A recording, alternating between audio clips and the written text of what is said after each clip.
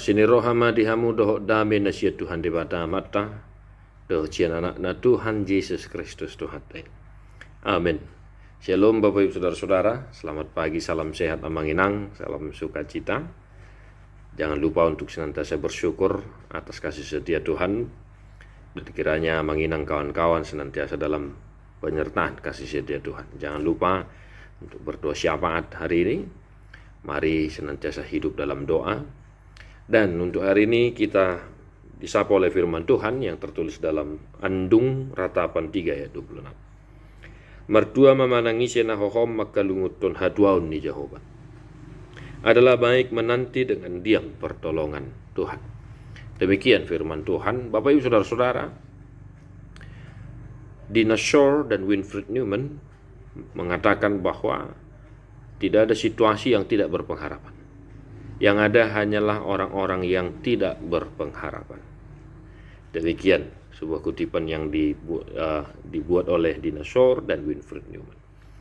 Apa hubungan kutipan tersebut dengan renungan untuk kita hari ini? Bapak Ibu Saudara-saudara, Andung 3 Ratapan, sebuah kitab yang ditulis oleh Nabi Yeremia untuk melukiskan, menggambarkan situasi yang dihadapi oleh bangsa Israel atas murka Tuhan bagi mereka. Dalam situasi yang seperti itu, Nabi Yeremia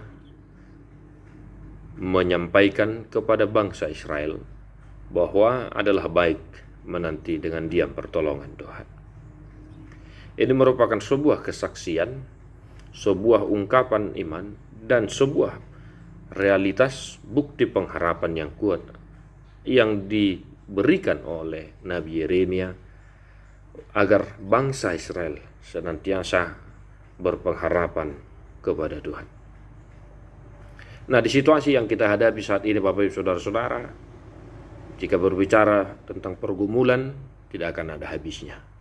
Dan kita tidak memungkiri bahwa kita senantiasa hidup dalam pergumulan. Selagi kita masih hidup, kita akan senantiasa menghadapi berbagai pergumulan, tantangan, rintangan dalam kehidupan kita. Maka dalam satu hari ini Bapak Ibu Saudara-saudara, sesuai dengan apa yang difirmankan oleh firman Tuhan, jika engkau menghadapi situasi kehidupan yang begitu rumit, begitu sulit, engkau menghadapi cobaan, pergumulan, tekanan hidup, maka senantiasalah berdiam diri untuk menanti pertolongan yang daripada Tuhan. Tuhan tidak memberi pergumulan, Tuhan tidak memberi pergumulan bagi kita melebihi kekuatan kita.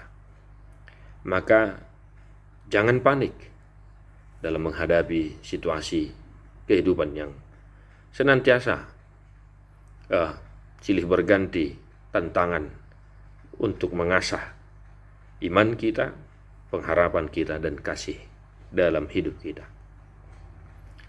Adalah baik menanti dengan diam pertolongan Tuhan. Sederhananya, jika ada sesuatu, mungkin ada pergumulan yang menerpa kehidupan kita, step pertama, langkah pertama, apakah yang akan kita lakukan?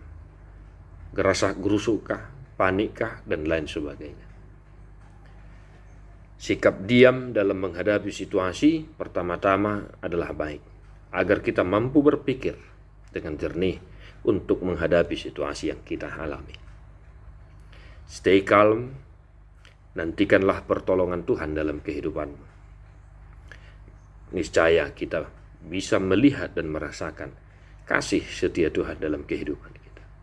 Dimanapun, di kantor dengan pekerjaan yang begitu menumpuk, di pasar mungkin harga sedang turun dan lain sebagainya.